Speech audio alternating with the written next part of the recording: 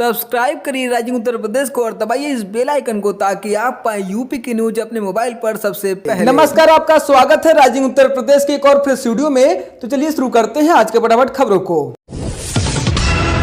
मौसम विभाग ने प्रदेश के कुछ हिस्सों में आंधी पानी की आशंका जताई है। राज्य के कुछ हिस्सों में 30 से 40 किलोमीटर प्रति घंटे की रफ्तार से धूल भरी आंधी चलने की आशंका जाहिर की गई है और फिर गरज चमक के साथ बारिश होने के आसार हैं। आज और कल राज्य के कुछ हिस्सों में गरज चमक के साथ बारिश हो सकती है।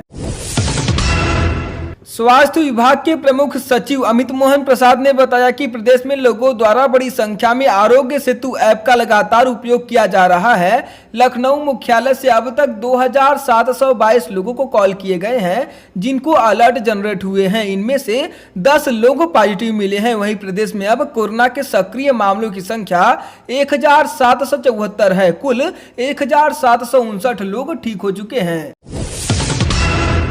मुख्यमंत्री योगी आदित्यनाथ ने ग्राम रोजगार सेवकों को बड़ी आर्थिक मदद दी है। उन्होंने लोक भवन में अपने कार्यालय में बैठक के दौरान रोजगार सेवकों के खाते में उनके मानदेय की धनराशि ट्रांसफर की। कन्नौज, वाराणसी, अयोध्या, गोरखपुर तथा प्रतापगढ़ के रोजगार सेवकों के साथ वार्ता के दौरान सीएम योगी आदित्यनाथ ने उनको प्रोत्साहित किया। सीएम योगी आदित्यनाथ ने इस अवसर पर रोजगार सेवकों के मानदेय में भी बढ़ोतरी की। मथुरा जिले में 4 बदमाशों ने ग्राहक बनकर बैंकों में घुसपैठ की। इसके बाद तमंचे के बल पर लूटपाट की वारदात को अंजाम दिया। बैंक से करीब 21 लाख की नकदी पर हाथ साफ कर बदमाश मौके से फरार हो गए। ये घटना ग्रामीण बैंक की दामोदर शाखा की है। इस दिन दहाड़े वारदात ने पुलिस के चप्पे चप्पे पर मुस्तैदी के दाव की पोल खोलकर रख दी। मुख्यमंत्री योगी आदित्यनाथ ने सभी जरूरतमंदों को राशन कार्ड दिए जाने का निर्देश दिया है। साथ ही कहा है कि प्रवासी कामगारों सहित किसी भी जरूरतमंद के पास राशन कार्ड नहीं होने पर भी उन्हें खाद्यान्न उपलब्ध कराया जाए। अलीगढ़ में कोरोना का कहर बढ़ता जा रहा है। यहां रियल एस्टेट कारोबारी शेखर सर्राफ की कोरोना संक्रमण के चलते मौत हो गई। अब तक यहां 60 संक्रमित केस सामने आए हैं, जिनमें से 5 लोगों की मौत हो चुकी है। हालांकि राहत की बात यह है कि 22 लोग ठीक होकर अपने अपने घरों को जा चुके हैं। ग्वालियर रोड पर घर के सामने खेलते नर्सरी के छात्र को अगवा करके हत्या कर दी गई। उसका सिर भारी वस्तु से कुचलने के बाद शव को सीओडी मैदान की झाड़ियों में फेंक दिया गया। तलाश में जुटे परिजन में मासूम की लाश को देखकर कोहराम मच गया। पुलिस ने शक के आधार पर पूछताछ के लिए बस्ती के एक युवक को हिरासत में लिया है। लुधियाना जिले के इलाके में तड़के एक बस पलट जाने से 10 लोग घायल हो गए। पता चला है कि यह निजी बस जम्मू के लखनपुर बॉर्डर से 45 मजदूरों को लेकर उत्तर प्रदेश यानी अपने प्रदेश के लिए निकली थी। हादसा सुबह 4:30 बजे लिबड़ा के पास बस ड्राइवर को नींद आने के कारण हुआ। उत्तर प्रदेश बेसिक शिक्षा परिषद के 69,000 सहायक अध्यापक भर्ती परीक्षा का रिजल्ट जारी कर दिया गया है। 1,46,000 अभ्यर्थियों को पास किया गया है। इनमें 97,000 बीएड डिग्री धारक और 8,000 शिक्षा मित्र शामिल हैं। अब इनकी मेरिट तैयार की जाएगी।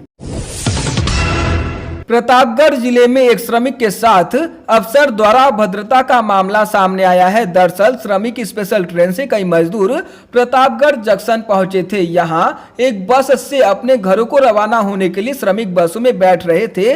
तभी एक अधिकारी ने अपना गुस्सा निकालते हुए एक श्रमिक को लात मार दी। इस मामले का वीडियो सोशल मीडिया पर वायरल हो रहा है। फतेहपुर जिले में तेज रफ्तार कंटेनर ने एक ऑटो को टक्कर मार दी, जिससे ऑटो पलट गया और उसमें सवार मां बेटी की मौत हो गई, जबकि पिता पुत्र समेत 3 लोग घायल हो गए। यह हादसा हाईवे पर कोटाहन टोल प्लाजा के पास महिचा मंदिर पुलिस चौकी के पास हुआ। ऑटो में सवार परिवार महाराष्ट्र से जौनपुर जा रहा था। लखनऊ बलिया 4 लेन पर रुका हुआ निर्माण कार्य फिर से शुरू हो गया है। नगर पालिका परिषद के अंदर लॉकडाउन के चलते भीड़ भाड़ न होने के चलते 4 लेन के नगरीय भाग का निर्माण तीव्र गति से पूरा किया जा रहा है। फिलहाल मुंशीपुरा ओवरब्रिज के नीचे से लेकर गाजीपुर तिराहे के बीच शहर क्षेत्र में सड़क को चौड़ा करने का कार्य हो रहा है। सीतापुर जिले में एक हादसा हो गया। एक साथ 5 दोस्त नहाने शारदा नदी में उतरे थे, तभी एक युवक सानू नहाते हुए गहराई की तरफ चला गया। अचानक वह डूबने लगा तो उसने शोर मचाना शुरू कर दिया। साथ में नहा रहे दोस्त एक एक कर बाहर निकल आए। आवाज सुनकर मौके पर स्थानीय लोग पहुंचे और पुलिस को जानकारी दी। Uttar Pradesh power corporation limited यानी यूपीपीसीएल के लाखों कर्मचारियों के पीएफ का पैसा भगोड़ी कंपनी डीएचएफसीएल में लगाने के करोड़ों के घोटाले की जांच कर रही सीबीआई की टीम अब बड़े लोगों पर भी शिकंजा कसेगी। सीबीआई की टीम केंद्र सरकार के प्रतिनियुक्त पर तैनात सीनियर आईएएस अफसर संजय अग्रवाल के साथ ही यूपी पावर कॉर्पोरेशन के पूर्व एमडी अयोध्या प्रसाद मिश्रा से भी पूछताछ करेगी। अर्थव्यवस्था को पटरी पर लाने के लिए नोएडा में औद्योगिक इकाइयों व विकास योजनाओं का कार्य शुरू कर दिया गया है। प्राधिकरण ने 1150 उद्योगों को लगभग 65,000 कर्मचारियों और श्रमिकों के साथ काम करने की अनुमति दी है। वहीं 24 ग्रुप हाउसिंग 7,000 श्रमिकों के साथ कार्य प्रारंभ कर सकेंगे। अपहरण और रंगदारी मांगने के मामले में गिरफ्तार बहुजन समाज पार्टी के पूर्व सांसद धनंजय सिंह की जमानत याचिका पर सुनवाई नहीं हो सकी। अदालत ने जमानत पर सुनवाई की अगली तारीख 20 मई तय की है। कोरोना वायरस महामारी के बीच यूपी के आगरा में 100 के बदलने का मामला सामने आया है। आगरा स्वास्थ्य विभाग और पोस्टमार्टम गृह के कर्मचारियों की बड़ी चूक के कारण ऐसा हुआ। गौरतलब है कि ताजनगरी आगरा कोरोना वायरस के कारण यूपी में सर्वाधिक प्रभावित शहरों में शामिल है। आपको बता दें कि शहर के शोएब के पिता की 10 मई को कोरोना वायरस की वजह से मौत हो गई थी। उन्हें सुपुर्द एक खाक करने के लिए कब्रिस्तान में कब्र भी खुद गई थी, लेकिन बाद में पता चला कि एसएन मेडिकल कॉलेज ने शोएब के पिता का शव मनोज नाम के एक शख्स को दे दिया है। यही नहीं, इस परिवार ने हिंदू रीति के अनुसार शव का अंतिम संस्कार भी कर दिया। डेड बॉडी बदलने के इस मामले की जांच के आदेश दिए गए हैं। कोरोना संक्रमण को लेकर विवादों में आई मशहूर बॉलीवुड गायिका कनिका कपूर की फैमिली हिस्ट्री को देखते हुए डॉक्टरों ने उनका प्लाज्मा लेने से इनकार कर दिया।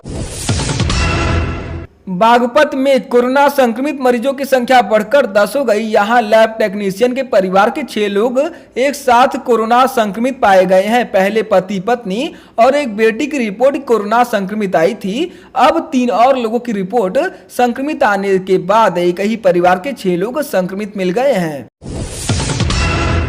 अलीगढ़ महानगर के थाना सासनी गेट, देहली गेट और कोतवाली के सारे इलाके में 100% लॉकडाउन घोषित कर दिया गया है। अलीगढ़ जिलाधिकारी डीएम ने कहा कि तीनों थाना क्षेत्रों को कोई भी सरकारी और निजी संस्थान, अस्पताल, बैंक, मेडिकल स्टोर, किराना आदि भी नहीं खुलेंगे।